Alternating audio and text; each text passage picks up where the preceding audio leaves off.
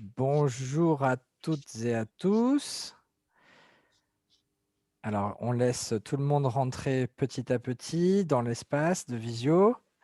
Merci à toutes et à tous d'être présentes et d'être présents tout court, pour ce 4e webinaire de l'IFJR. Sur la question de la maltraitance, enfin de la justice restaurative évidemment, et de la maltraitance et violence à l'encontre de personnes âgées et ou en situation de handicap. Merci d'être tous et toutes là. Et donc, on va commencer donc ce webinaire. Alors, avant de commencer, d'entrer dans le vif du sujet avec nos intervenants et intervenantes, je vous rappelle quelques règles de fonctionnement pour ce webinaire. Alors déjà, sachez que ce webinaire est enregistré puisque nous aurons un replay qui sera diffusé à partir de la semaine prochaine sur notre chaîne YouTube, où vous pouvez d'ailleurs retrouver les autres webinaires qui ont pu déjà avoir lieu.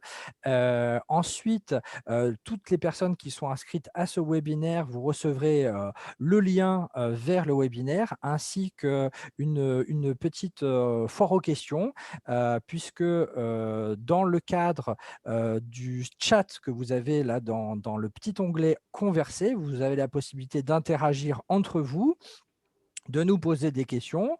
Il y a un certain nombre de questions auxquelles nous pourrons répondre directement dans le chat, et puis des questions que l'on posera aux invités. Et puis, malheureusement, comme le temps nous est compté, eh bien, un certain nombre de questions ne pourront pas forcément être posées aux différents intervenants. Mais par contre, on y répondra donc dans le cadre de cette foire aux questions qui vous sera adressée dans la semaine suivant le webinaire. Alors, pour tous les participants, normalement, votre micro est éteint. Donc, je vous remercie de veiller aussi à ce que ce soit le cas, de manière à éviter les petits larcènes et autres, puisque voilà, vous aurez la possibilité de poser vos questions à partir de 13h15 dans le cadre des questions que nous poserons aux intervenants. Pour ce qui est aussi de vos caméras, on vous recommande, ne serait-ce que pour faciliter votre consultation du webinaire, de couper votre caméra. Voilà. Et donc, maintenant que ces précisions sont faites, je vais passer la parole à Nicole Terck-Diriarc, notre présidente de l'IFJR, qui a été Bonjour. directrice d'une association d'aide-aux-victimes pendant 30 ans, et également qui est vice-présidente d'Alma 64. Donc Nicole, je t'en prie, je te laisse la parole et peut-être prendre le soin de présenter nos intervenants. Merci à toi. Merci beaucoup, Benjamin. Bonjour à toutes et à tous. Je suis ravie d'accueillir pour ce webinaire Monsieur Alain Kosca, qui est président de la Fédération internationale des associations de personnes âgées, et Monsieur Pierre Tchernikov, qui est président de la Fédération 3977 contre les maltraitances envers les personnes en situation de vulnérabilité en France. Merci beaucoup à vous d'avoir accepté de partager ce temps avec nous. Pour ceux qui découvrent la justice restaurative, je vais très brièvement vous présenter ces mesures.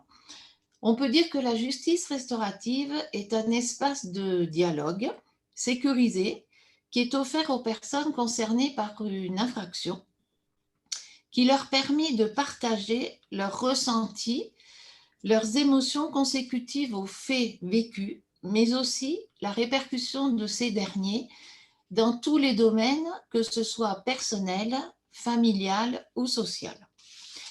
Il existe divers espaces restauratifs qui sont, pour les essentiels, les médiations restauratives. Alors, les médiations restauratives permettent et concernent des personnes, un auteur, une personne victime, une personne auteur, qui partagent la même infraction. Les rencontres détenus ou condamnés victimes, il s'agit de deux groupes de personnes, un groupe auteur, un groupe de personnes victimes qui partagent une infraction en général identique, mais ce ne sont pas des personnes qui partagent la même affaire. Puis les conférences restauratives, qui proposent en plus du face-à-face personne-auteur, personne-victime concernée par la même infraction, d'associer leur entourage, leurs proches, leurs personnes de confiance. Je vais arrêter peut-être là pour le public qui nous concerne aujourd'hui, c'est-à-dire les personnes âgées, personnes en situation de handicap, la présentation des mesures de justice restaurative, parce que ces publics et nos publics sont plutôt concernés par des médiations restauratives ou des conférences restauratives. Les séances sont organisées par des personnels animateurs formés à la justice restaurative pendant plusieurs séances, et nous pouvons indiquer que majoritairement, ces personnes ont déjà une qualification et sont diplômées préalablement, soit en qualité de juriste, soit en qualité de travailleurs sociaux et souvent aussi de psychologues. Plusieurs heures d'entretien préparatoire individuel précèdent les rencontres restauratives. Elles sont en général, elles conduisent à une rencontre restaurative, soit en groupe, soit individuelle, qui peut durer 2 à 3 heures, mais en général, à l'issue de ces rencontres, c'est une seule rencontre restaurative. Il ne s'agit pas de s'inscrire dans un procédé qui dure dans le temps et qui mettra en jeu plusieurs rencontres. L'Institut, depuis plusieurs mois, a souhaité pouvoir proposer aux personnes âgées et ou aux personnes en situation de handicap la possibilité de faire appel à ces mesures. C'est pour cela que je suis particulièrement heureuse aujourd'hui de vous accueillir, et je vais demander à M.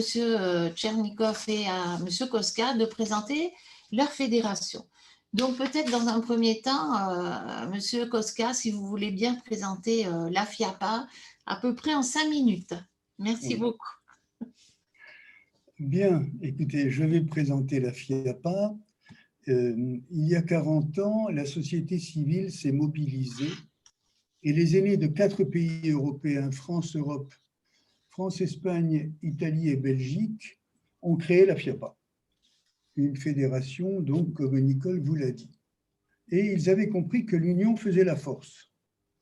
À l'époque, c'était un pari, parce que les associations étaient d'origine différente, qui devaient surmonter les barrières de langue, les diversités culturelles, ethniques, religieuses et politiques, afin de parvenir à un objectif commun, qui était de défendre les droits et représenter les intérêts des personnes âgées, qui, dans la société moderne, représentent une composante toujours plus importante et ne sont plus disposées à se laisser marginaliser.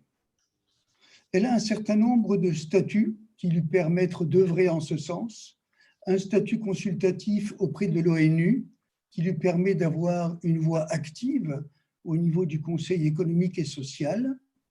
Et effectivement, ce sont les représentants de l'association, les bénévoles et surtout les personnes âgées qui font des plaidoyers thématiques au niveau de l'Assemblée de l'ONU.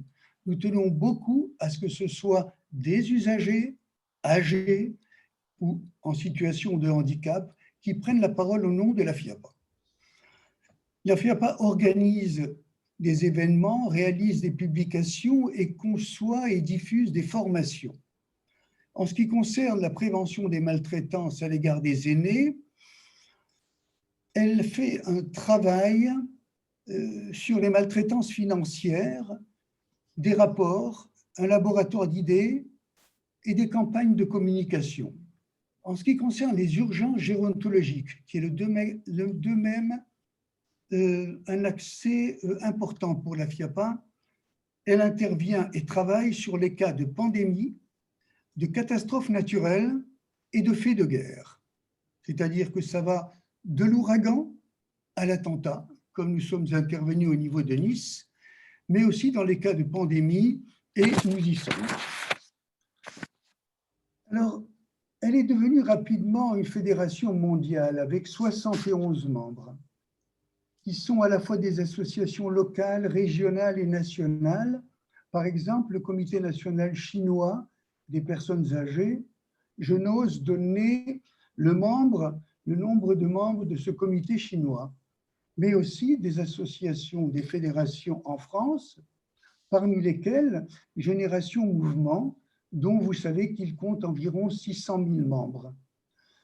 La FIAPA essaie d'assurer aux personnes âgées une place de citoyen à part entière, en défendant leurs intérêts nationaux et moraux, en promouvant et en contribuant aux études et recherches, et en favorisant la confrontation d'expériences.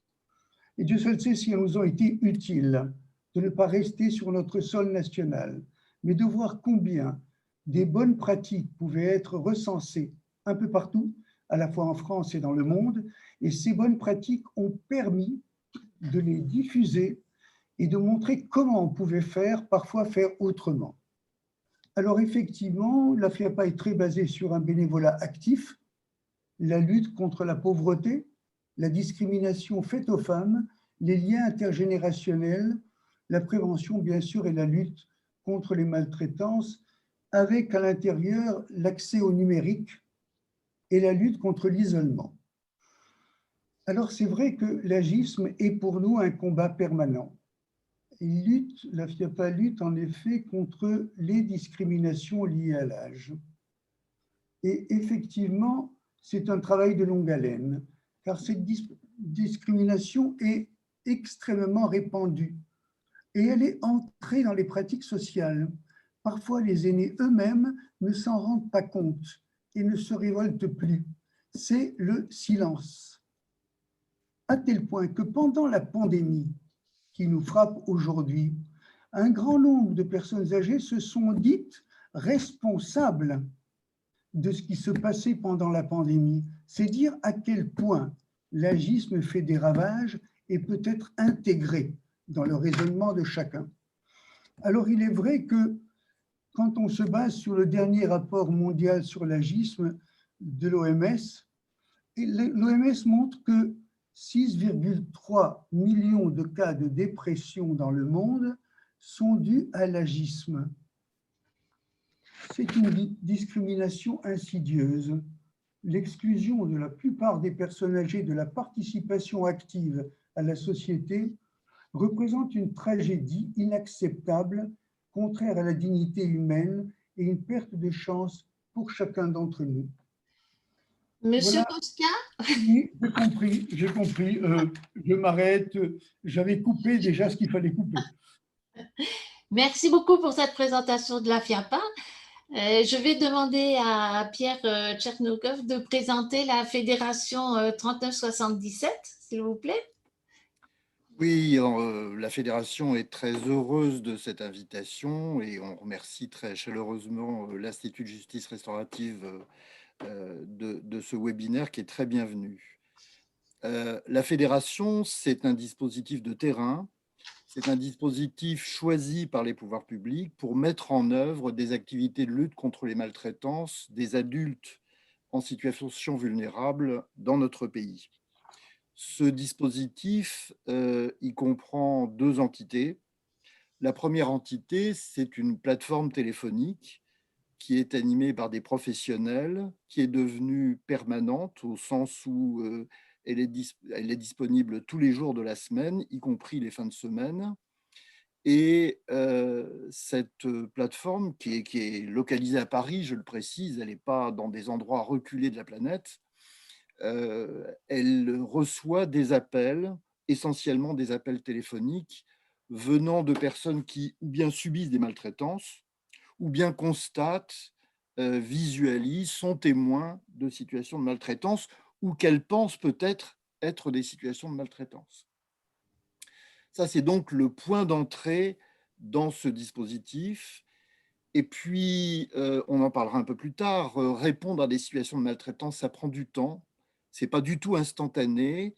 Ça suppose d'abord d'écouter, de comprendre, d'analyser ce qui est dit par les personnes qui nous appellent, et puis de faire des propositions et d'aider les personnes à s'inscrire dans le dispositif social, médico-social ou sanitaire dont ils ont besoin. Alors, cette réponse de terrain, elle est assurée par un réseau d'une cinquantaine d'associations faites essentiellement de bénévoles. Nous avons environ 600 bénévoles qui sont impliqués dans ces associations départementales ou interdépartementales et qui, à partir de ces appels, les approfondissent, les analysent et accompagnent essentiellement par téléphone les personnes qui nous appellent. Ce dispositif, il a deux activités, ou peut-être on peut dire trois activités. La première, c'est celle que je viens d'indiquer, c'est-à-dire de répondre présent aux appels qui nous sont adressés et d'aider les personnes, de les accompagner, de leur tenir la main pour prendre les contacts dont ils ont besoin. C'est notre activité, si je puis dire, principale. Notre deuxième activité, c'est une activité de sensibilisation et de formation. Comprendre ce que c'est que les maltraitances, comprendre que c'est extraordinairement fréquent.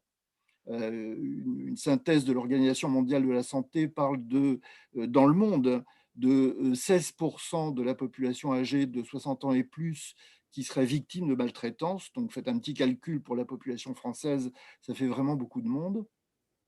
Donc, cette compréhension que c'est un phénomène extraordinairement fréquent dans la population, vraisemblablement, chacun de nous a autour de lui des situations de maltraitance qu'il connaît ou qu'il ne connaît pas. Et ça fait partie de notre rôle d'attirer l'attention des uns et des autres, des professionnels, des aidants, mais aussi du grand public sur cette réalité. Et puis notre troisième activité, c'est que nous participons à des instances qui essayent de faire avancer la lutte contre les maltraitances, des instances comme par exemple la commission de promotion de la bientraitance et de lutte contre les maltraitances, à laquelle nous avons activement participé et qui aboutit, peut-être vous le savez, à une nouvelle définition des maltraitances dans notre pays. Merci beaucoup, Monsieur Chernikov. Alain Kostka? Alors, je ne sais pas, ou peut-être Monsieur Kostka a dû s'absenter un petit moment. Alors, Monsieur Chernikov, est-ce que vous pourriez un petit peu... Monsieur Kostka, continue. est-ce que ça serait possible que vous puissiez évoquer la maltraitance envers les personnes âgées ou en situation de handicap? Alors, on ne vous l'a peut-être pas précisé, mais c'est vrai qu'aujourd'hui, on aborde la maltraitance à domicile. On exclut pour l'instant les maltraitances en établissement dans notre débat. Je vous laisse la parole, Monsieur Kostka. Oui, tout à fait. Alors, s'agissant des domiciles, je crois qu'il faut vraiment se dire qu'un domicile, c'est un huis clos. Un huis clos dans lequel les partenaires qui vivent ensemble ont besoin, effectivement, de respirer, ont besoin de s'évader parfois, et c'est pour cela que nous tenons beaucoup à la mise en place de répit. Du répit pour les familles, mais aussi du répit pour les professionnels qui s'occupent d'eux. Il faut pouvoir respirer, et on s'est rendu compte au niveau de cette Covid que la résilience était plutôt du côté des personnes âgées.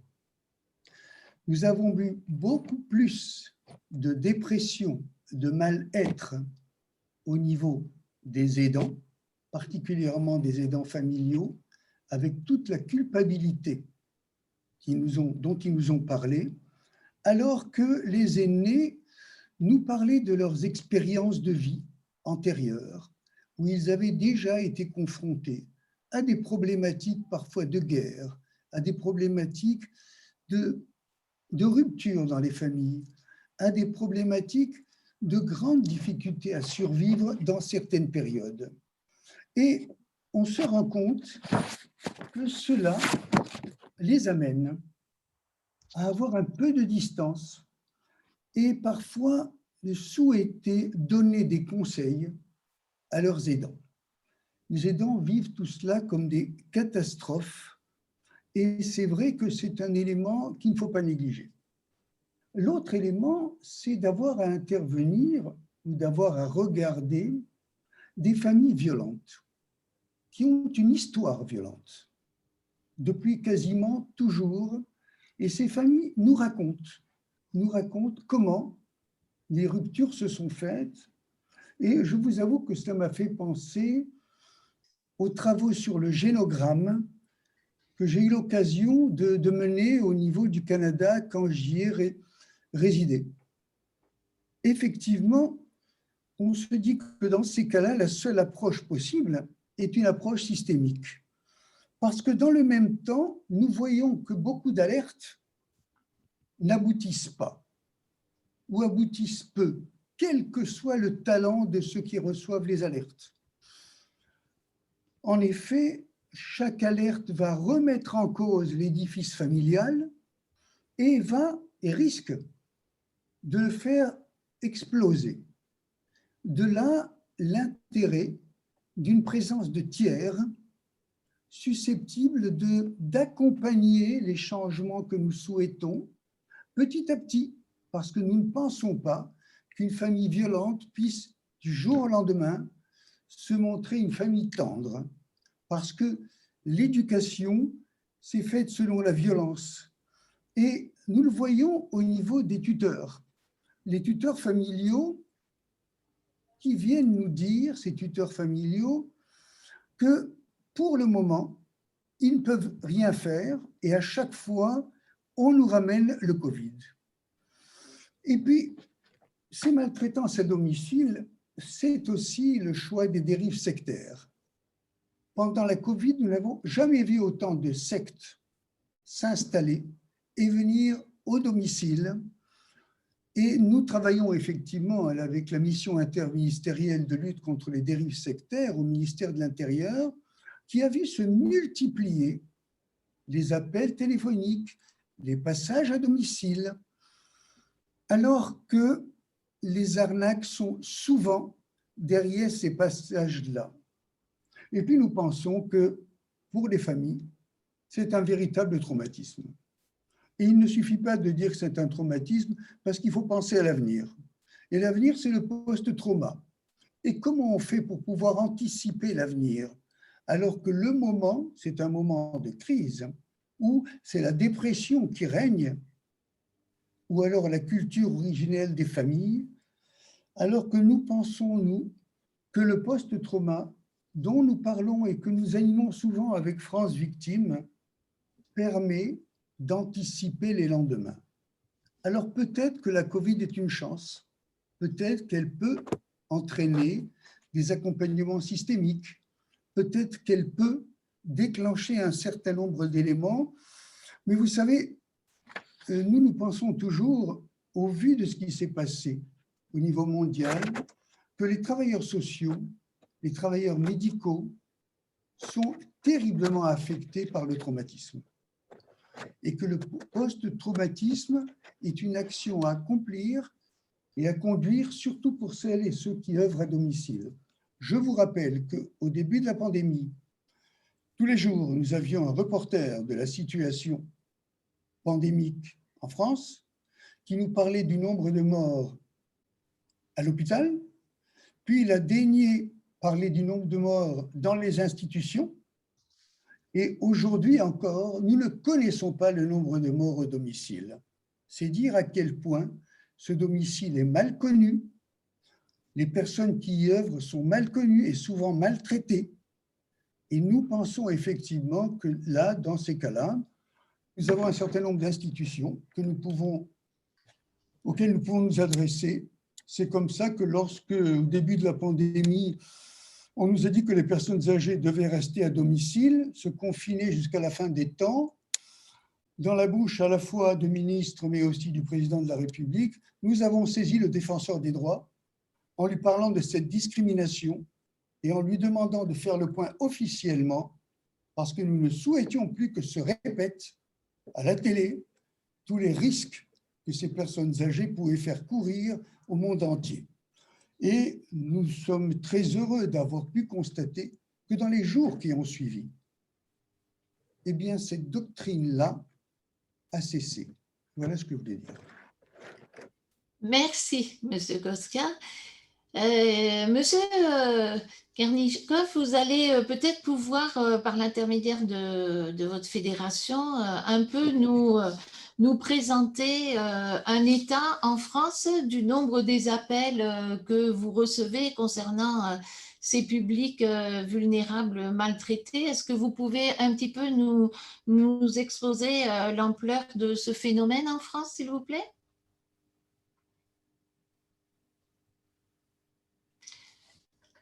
On n'a pas le son. Vous êtes très exigeante, Madame la Présidente. Ah ben, oui. Si la question est quelle est l'importance des situations de maltraitance à domicile, si j'ai été honnête, je devrais vous dire on n'en sait rien. On n'en sait rien parce que la réalité du phénomène, c'est que sur 100 situations de maltraitance, il y en a moins de 5 qui sont l'objet d'une information de la part des uns ou des autres, la fédération ou d'autres services ou d'autres professionnels, ou la police ou la justice. Donc c'est tout à fait dérisoire. Ce qu'on sait de ces situations-là, en particulier celles venant du domicile, c'est une goutte d'eau dans la mer, et peut-être bien que cette goutte d'eau n'est pas représentative du reste de la mer. Bon, alors maintenant, si la question est qu'est-ce que la fédération a comme connaissance du phénomène, on peut dire que au cours de la dernière année 2020, on a eu environ 7000 situations, 7000 alertes qui ont conduit à ouvrir un dossier. Je déteste le mot ouvrir un dossier parce que c'est une manière de parler administrative et qui ne correspond pas du tout à la réalité vivante que l'on vit à travers ces alertes. Enfin, quand on ouvre un dossier, ça veut dire en clair qu'on a l'impression qu'il pourrait y avoir derrière une situation de maltraitance. Sur ces 7000 dossiers ouverts, on arrive assez vite à la conviction qu'il y en a environ 5000, je parle de l'année 2020, pour lequel véritablement il y avait une situation de maltraitance possible. Et sur ces un peu plus de 5000 dossiers, on a environ les 3/4 de ces situations qui correspondent à des personnes vivant chez elles, vivant à domicile. Donc, 3/4 des alertes. Mais 3/4 des alertes, qu'est-ce que vous voulez faire de ce chiffre-là? Parce que dans le même temps, il faut aussi savoir que si on se limite à la population âgée, il y a plus de 3/4 de la population âgée qui vit à domicile. Donc, la question qu'on a envie d'évoquer, c'est est-ce que ces phénomènes de maltraitance sont plus fréquents à domicile que dans les établissements? Honnêtement, je crois qu'on ne peut pas répondre proprement à la question en l'état actuel des connaissances. En tout cas, c'est vraiment notre cœur de métier que ces situations de maltraitance à domicile. Alors, elles ont un profil très différent des autres. Ces situations sont avant tout des situations de conflits intrafamiliaux. Il y a bien en partie des insatisfactions quant aux réponses apportées par les professionnels aux besoins de ces personnes qui sont souvent très âgées, malades, dépendantes, isolées, et donc qui ont des besoins considérables. Mais ce défaut de réponse, ce qu'on appelle dans notre jargon des négligences, c'est pas véritablement le sujet principal. Donc voilà. Après, la question, c'est ces situations de maltraitance, qu'est-ce qu'on peut leur proposer? Et donc, ce qu'il faut comprendre, c'est que quand on nous appelle, il y a derrière, en fait, des jours, des mois et bien souvent des années d'un processus qui a été alimenté avec le temps et qui conduit à la situation de maltraitance pour laquelle on nous appelle. Autrement dit, on n'a pas beaucoup d'urgences, hein. Les urgences, en fait, c'est l'expression d'une situation qui perdure généralement depuis longtemps, voire très longtemps. Et donc, on voit bien que, s'agissant de conflits intrafamiliaux, ce sont des vieilles affaires qui durent, qui perdurent, qui s'aggravent avec le temps. Alors, qu'est-ce que ces situations de maltraitance à domicile nous révèlent? depuis le début de l'épidémie. Moi, je ne dirais pas que le domicile est un huis clos. Je dirais que le domicile est avant tout un endroit ouvert. Il est ouvert à des visites familiales, des visites d'amis, des sorties, et que justement, ce qui a été extrêmement pénalisant du fait de l'épidémie à Covid, c'est le fait qu'un lieu qui était perçu comme étant un peu ouvert vers l'extérieur est devenu brutalement difficilement accessible de l'extérieur et difficilement un point de départ pour des sorties à l'extérieur. Et donc, c'est cet enfermement, c'est ce confinement, peut-être même plus que l'épidémie elle-même, qui a provoqué une majoration des situations de maltraitance à domicile. Notre expérience au cours de l'année 2020, c'est une augmentation d'environ 6% des situations de maltraitance pour lesquelles nous avons reçu des alertes. Mais peut-être que dans ce contexte-là, les alertes ont été plus fréquentes.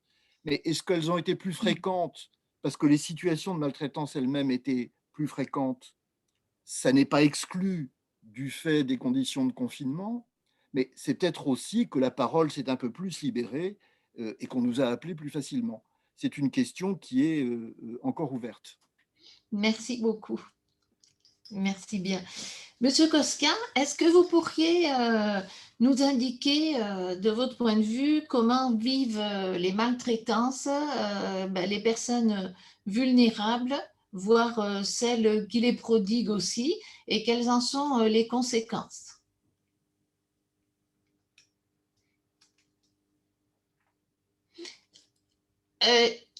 Monsieur Kostka, il n'y a pas le micro. C'est vrai qu'il y a, c'est vrai que nous sommes aperçus très tôt, je veux dire dès l'année 2007, où nous avons conduit un programme qui s'appelait Daphné au niveau européen. Et ce programme Daphné faisait apparaître que, aussi bien en France, en Italie, en Espagne et en Belgique, il y avait 16% d'une population âgée, des femmes, qui avaient été témoins ou victimes de maltraitance. Mais le plus élément, et ce que je voulais vous communiquer, c'est que pour la première fois, il apparaissait une liste des prédateurs, une liste des maltraitants quasiment officielle, ça a fait bouger tout le monde, qui étaient pour la plupart des personnes qui étaient en situation d'aide aux personnes maltraitées. Nous rencontrons, et dans cette antenne, cette étude qui s'est faite notamment avec l'Université de Barcelone, un très grand nombre de travailleurs médicaux ou paramédicaux qui figuraient parmi les prédateurs principaux. Vous pouvez trouver ce rapport, qui est un rapport européen conduit en l'année 2007. Alors, si la question est de savoir que faire, et je crois que c'est là la question qui est posée, que faire quand on est confronté à ces situations-là, c'est en fait se dire et rester très, très modeste et très humble, parce que c'est un peu ce dont je parlais tout à l'heure en termes de génogramme. C'est-à-dire que c'est l'histoire de famille sur plusieurs générations qui se joue, en même temps que se joue la protection des alerteurs.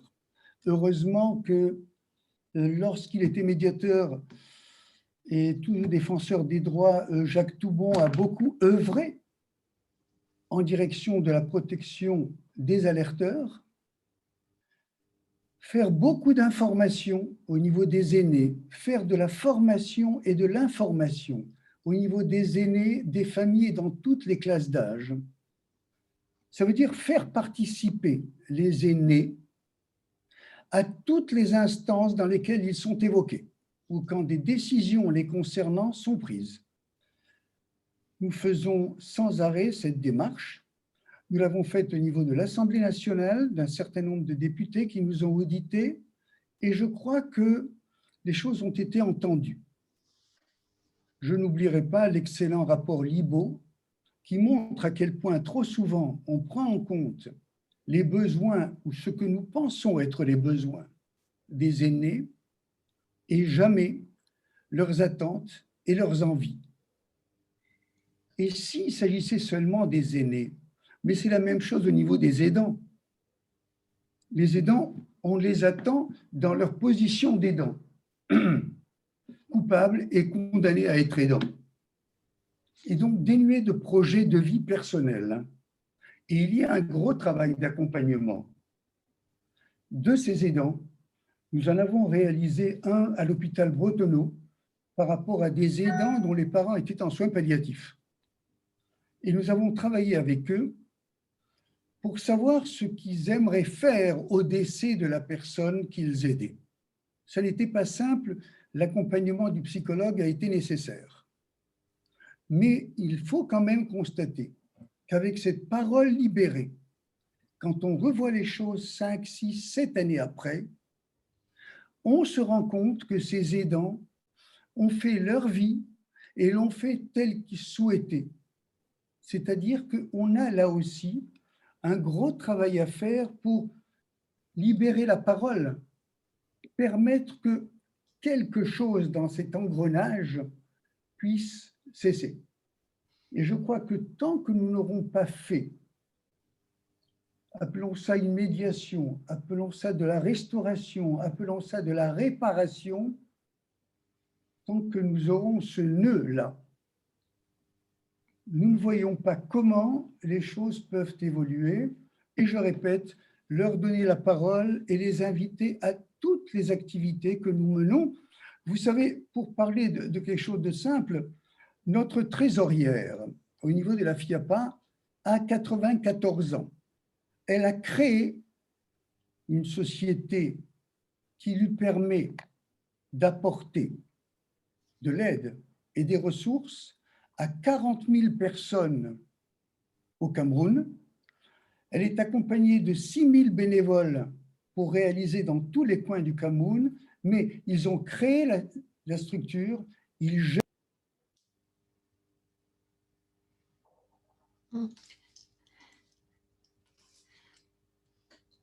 Monsieur Cosca, le micro est coupé.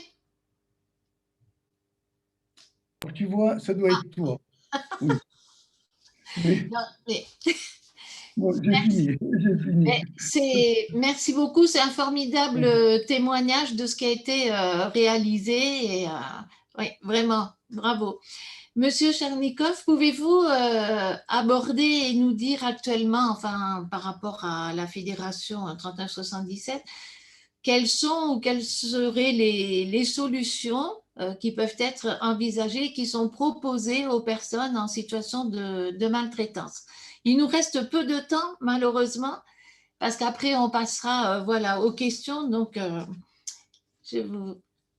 on vous écoute. Pour répondre à votre question, il faut considérer qu'il n'y a pas de réponse type. Les situations de maltraitance sont d'une extrême diversité et je pense que l'une des difficultés, l'un des facteurs de blocage auxquels nous nous heurtons actuellement, c'est qu'il n'y a pas de système d'analyse généralisé qui permette de dire dans telle situation de maltraitance, ce sont plutôt telles solutions qu'il faut essayer de mobiliser plutôt que telle autre. Donc, je pense qu'il y a un véritable travail de recherche à faire à ce sujet. Alors, ce n'est pas parce qu'on a des lacunes en termes de connaissances qu'on ne fait rien. Ce qu'il faut comprendre, c'est que les situations de maltraitance sont d'une extrême complexité. Elles mobilisent des acteurs qui sont différents, qui sont multiples, et elles ont des mécanismes différents. C'est pas pareil de répondre à une situation de négligence. Si une personne n'a pas la réponse dont elle a besoin, il faut chercher la réponse. Si au contraire, elle subit des actions violentes sous forme physique ou sous forme psychique, il faut mettre un terme à ces actions. Et donc, les moyens sont complètement différents. Alors, il y a donc une palette de moyens qui sont des moyens depuis la conciliation, depuis la parole, je reviendrai dessus, la mobilisation de ressources sociales, de ressources sanitaires, et puis quelquefois la recherche d'une régulation par la police ou la justice. Et donc c'est cette palette de réponses qui est vraiment différenciée au cas par cas, qu'il faut essayer de mobiliser. Il y a quand même un point commun dans toutes les situations de maltraitance, c'est que qui dit maltraitance dit forme de violence à l'égard d'une personne vulnérable. Et cette violence-là, c'est presque toujours le résultat d'un défaut de communication. Ça veut dire que pour répondre à une situation de maltraitance, la première chose à faire, c'est de retrouver la parole, de faire que la victime puisse s'exprimer, mais pour qu'elle puisse s'exprimer, il faut encore qu'on l'écoute, de faire que, y compris la personne qui est mise en cause, on puisse comprendre quelle est sa motivation, son histoire, ce qui peut l'arrêter, comprendre comment les témoins de cette situation peuvent eux aussi intervenir à titre modérateur, comprendre également, je pense que c'est ce que disait Alain Koskas, les aidants. Les aidants ont un statut très ambivalent dans cette affaire. Les aidants sont à la fois des personnes formidablement dévouées et qui ont envie jusqu'au bout de bien faire, et de temps en temps, ces aidants ne voient pas qu'ils ont atteint le bout du bout et que pour répondre aux besoins de la personne qui leur est chère, il faut une aide extérieure, il faut une aide professionnelle. Et par excès de dévouement, il y a ces espèces de surinvestissement qui font que finalement les aidants peuvent devenir, bien malgré eux, maltraitants. Alors voilà, c'est cette diversité qu'il faut analyser, comprendre, et puis ces ressources très différentes qu'il faut mettre en œuvre. On ne répond pas tout seul à une situation de maltraitance. Il y a de très nombreux professionnels, il y a de très nombreux services qui peuvent intervenir. Et j'ai parlé tout à l'heure de dialogue, j'ai parlé tout à l'heure de parole. Je pense que l'un des gros intérêts de la justice restaurative vis-à-vis des maltraitances, c'est de pouvoir constituer un lieu, un moyen, un support pour le rétablissement de la parole. Alors, j'ai vu qu'il y avait beaucoup de questions dans le chat qui portent justement sur les indications de la justice restaurative dans les maltraitances. Ça, je crois qu'il y a un vrai travail de recherche à faire. Où est-ce que ça peut marcher? Où est-ce que ça peut être contributif? Et où est-ce que c'est inutile tant qu'on n'aura pas fait autre chose? Mais merci beaucoup. C'est vrai que juste avant de passer aux questions, quand je vous entends évoquer des espaces pour retrouver la parole, le dialogue, c'est vrai que la justice restaurative, c'est pas une réponse universelle qui va résoudre tous les problèmes, mais c'est un espace de parole qui s'inscrit dans une chaîne de prise en charge avec les divers professionnels du monde de la santé, du monde social, des aidants, de la prise en charge des personnes. Mais c'est vrai que c'est un espace unique, peut-être spécifique, où la personne qui est en situation de vulnérabilité et qui est maltraitée va pouvoir évoquer avec la personne qui la maltraite, et ça peut se faire aussi au domicile, cette situation et cette violence et les répercussions que ça a pour elle. Et c'est cet espace un peu unique, vraiment, qui va permettre d'être un facteur de changement, manifestement, et de pouvoir s'inscrire dans une chaîne avec les divers professionnels où ça va peut-être permettre que la prise en charge de ces personnes, autant des personnes maltraitées que des aidants, si on parle des aidants, ou d'autres personnes qui maltraitent la personne âgée, puissent aussi trouver d'autres places. Monsieur Kostka parlait de systémie. C'est vrai que ça permet certainement que des places différentes soient occupées et que chacun puisse repartir, aidé par tous les professionnels qui entourent ces personnes-là, sur des bases différentes. C'est de ce point de vue que je crois qu'on se rejoint, c'est que la justice restaurative peut proposer un espace un peu différent, un peu innovant aujourd'hui, qui n'a pas la prétention d'occuper tous les espaces possibles, mais de proposer un espace qui peut être un peu nouveau et complémentaire à toutes les prises en charge des divers professionnels qui interviennent. Il est l'heure exacte. Monsieur Sayous, je vais vous donner la parole pour que les questions puissent être posées à présent à nos intervenants. Voilà, absolument. Merci à tous. Et alors, effectivement, on a eu pas mal de questions. Et une des premières qui peut être un bon point de départ, c'est à partir de quel âge rentre-t-on dans la catégorie personnes âgées? Et aussi une question sur est-ce que la lutte contre l'agisme n'aide pas aussi à lutter contre les maltraitances? Qui peut-être sont liées, ces deux questions. Peut-être Monsieur Koska? Parce que l'agisme est une maltraitance fondamentale, c'est-à-dire qu'elle permet d'écarter, d'exclure, je dis bien d'exclure, ou en plus de réduire et d'humilier la personne âgée. Et pour nous, c'est vraiment le combat principal que nous menons, d'autant que ce dont nous nous apercevons, c'est que ce qui va nous interpeller, c'est la répétition. C'est la répartition des symptômes. Ça se répète et ça se répète encore jusqu'à se poser la question, mais qui est responsable dans cette affaire? Je vous rappelle qu'au tout début, quand nous avions été créés, ce qui s'est passé, c'était de dire il y a automatiquement un agresseur et une victime. Et nous ne parlions pas des maltraitances sociétales. C'était un quasi-tabou. Et aujourd'hui, nous nous rendons compte que si nous voulons faire un diagnostic, et encore, il faut se montrer vraiment très, très, très modeste, tellement c'est compliqué, nous devons à la fois nous ouvrir sur des terrains que nous n'avions jamais explorés. Par exemple, pourquoi les personnes âgées sont-elles tellement perméables aux maltraitances financières? Pourquoi sont-elles perméables alors qu'elles ont fait leur vie, qu'elles ont conduit des entreprises, etc. Mais on se pose la question, pourquoi ouvrent-elles leurs portes? Pourquoi ouvrent-elles leur vie? Et c'est une question qu'il faut à tout prix essayer d'élaborer, vous voyez. Et de plus, ce dont nous apercevons aussi, c'est que les personnes âgées peuvent être maltraitantes. Et maltraitantes vis-à-vis de leurs aidants, et maltraitantes vis-à-vis des familles. Et ce sont encore des éléments qui sont à investiguer, parce que je me rappelle quand j'ai fait mon premier article sur cette thématique, au début, ça a surpris beaucoup de monde, mais je voulais à tout prix qu'on quitte cette idée de bouc émissaire, cette recherche de bouc émissaire, pour nous dire que non, il y a deux ou plusieurs personnes qui parfois usent de la maltraitance l'un par rapport à l'autre ou l'un par rapport à un groupe social. Je crois que ce sont des éléments sur lesquels il nous faudra accompagner ou susciter des recherches importantes pendant des années et des années, parce que ça nous invite à jeter un regard très différent de celui que nous avons jeté au tout début de notre existence. Voilà. Merci.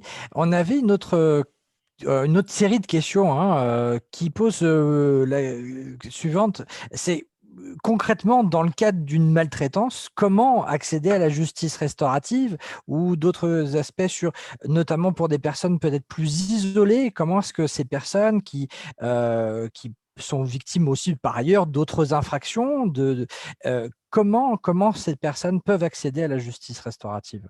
Peut-être Nicole?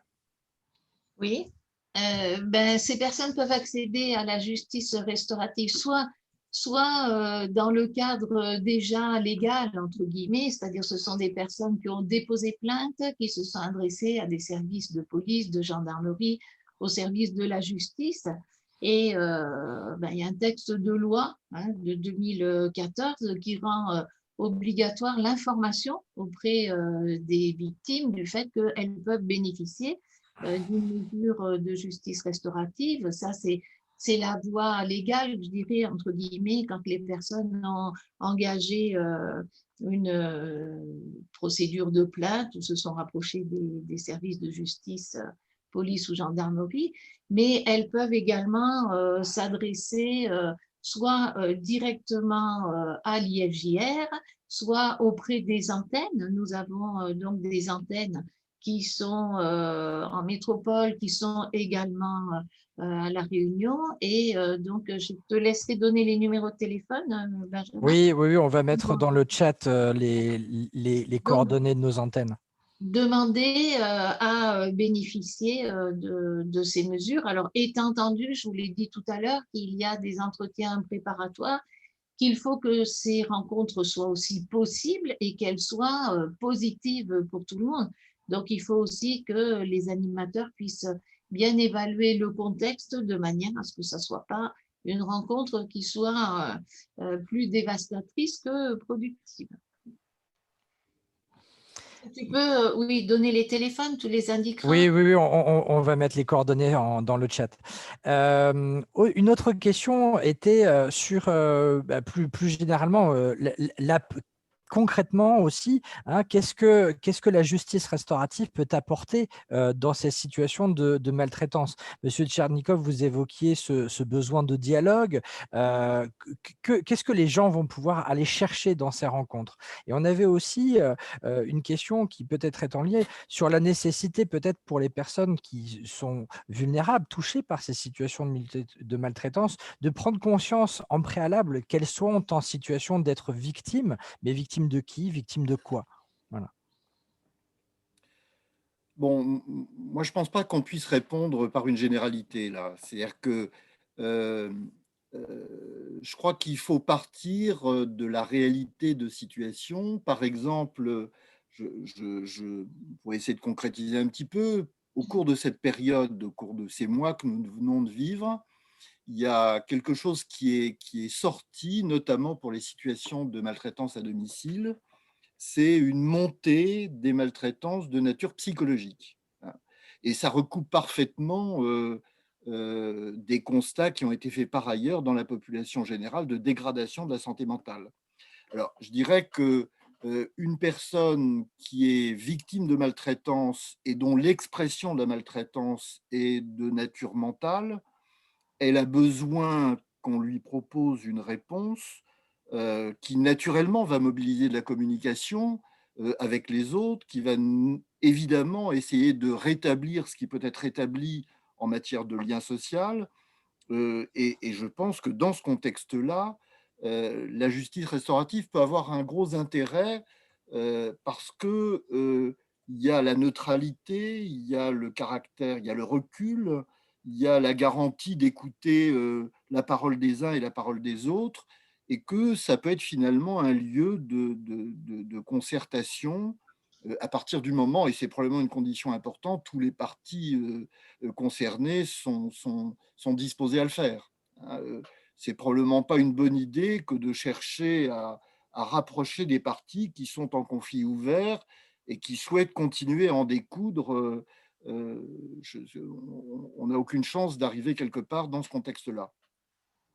Un autre élément très notable des mois que nous venons de vivre, ce sont des maltraitances qui mettent en cause la citoyenneté des personnes. Les plaintes qui ont explosé dans cette période-là, c'est je ne peux plus exercer mes droits, je ne peux plus sortir quand j'ai envie de sortir, je ne peux plus aller voir les gens que j'ai envie de voir, je ne peux plus recevoir les visites auxquelles j'ai le droit. Et c'est cette privation de liberté qui est douloureusement ressentie. Alors, il me semble que le cadre même de l'Institut de la justice restaurative, c'est-à-dire cette référence à la justice, ça peut être une façon justement, alors je sais bien qu'on ne parle plus, paraît-il, de rappel à l'ordre, de rappel au droit, mais je pense que ce cadre de justice, ça peut être une façon efficace de rappeler que, en effet, les uns et les autres ont des droits et que dans un contexte contraint, faire valoir ces droits et respecter leur exercice est une exigence. Nicole, tu veux apporter un complément peut-être sur, plus spécifiquement sur la justice restaurative et... Ben, ça permet, effectivement, ce qu'on disait tout à l'heure, ça permet autant à la personne qui est maltraitée qu'à l'auteur, un espace un peu unique. Il n'y a pas tant de lieux que ça qui permettent d'évoquer la violence, d'évoquer les répercussions que ça a pour les uns ou pour les autres. C'est complémentaire aussi au système de justice qui n'est pas là pour traiter des répercussions, des émotions, des ressentis des uns et des autres. À partir du moment où peuvent être verbalisées les conséquences et où l'auteur, la personne auteur peut entendre et peut aussi verbaliser ses émotions, c'est un facteur de changement forcément dans la relation et ça peut mettre en place des évolutions et des modifications dans le système familial. Et une chose un peu particulière, c'est que l'animateur est là pour aider les deux personnes ou les groupes, si c'est une conférence restaurative, à verbaliser. C'est quelqu'un qui va permettre cet entretien, mais ce n'est pas quelqu'un qui va interférer sans arrêt dans l'entretien. Donc, c'est la relation et l'interrelation de ces deux personnes sur le départ de l'infraction, de la violence ou des abus qui va permettre de recréer un dialogue entre eux. Merci Nicole. Peut-être une dernière question. Alors on a bien compris qu'il n'y avait pas de profil type pour des personnes qui étaient victimes de maltraitance, de violence. Il y a tout un tas de situations.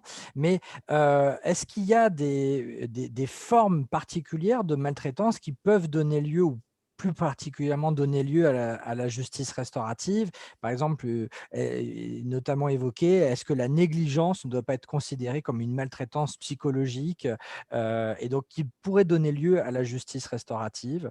Voilà. Quel profil, même s'il ne peut pas y en avoir un en particulier?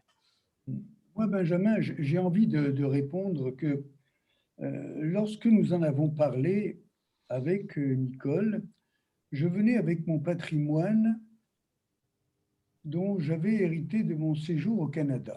Et là-bas, nous parlions de thérapie de couple, de thérapie de quartier, de thérapie de famille.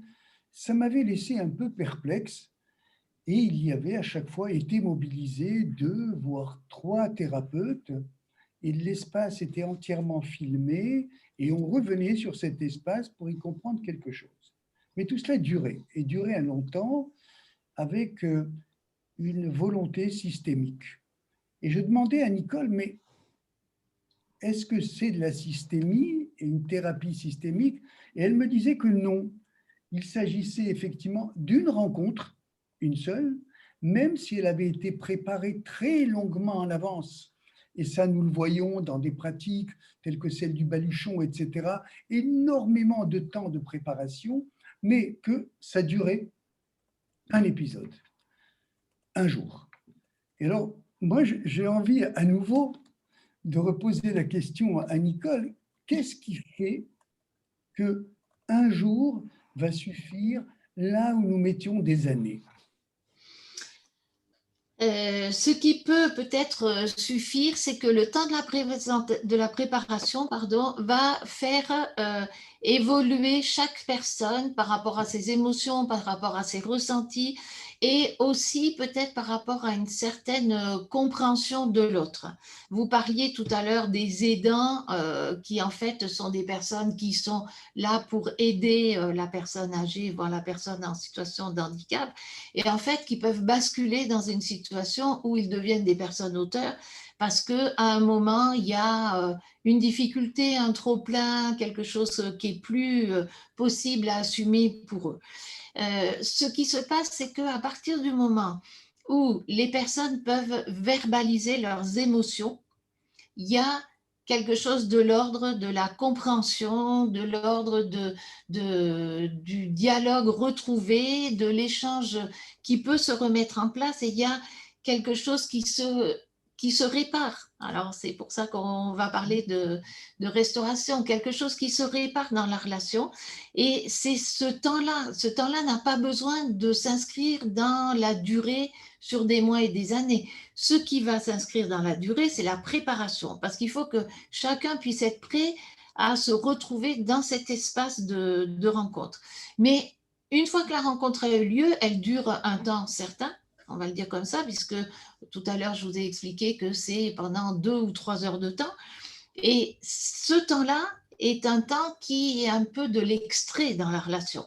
Et les interactions qui vont se passer à ce moment-là vont mettre en jeu des sentiments essentiels, des ressentis très importants qui vont permettre d'aborder autrement la relation par la suite.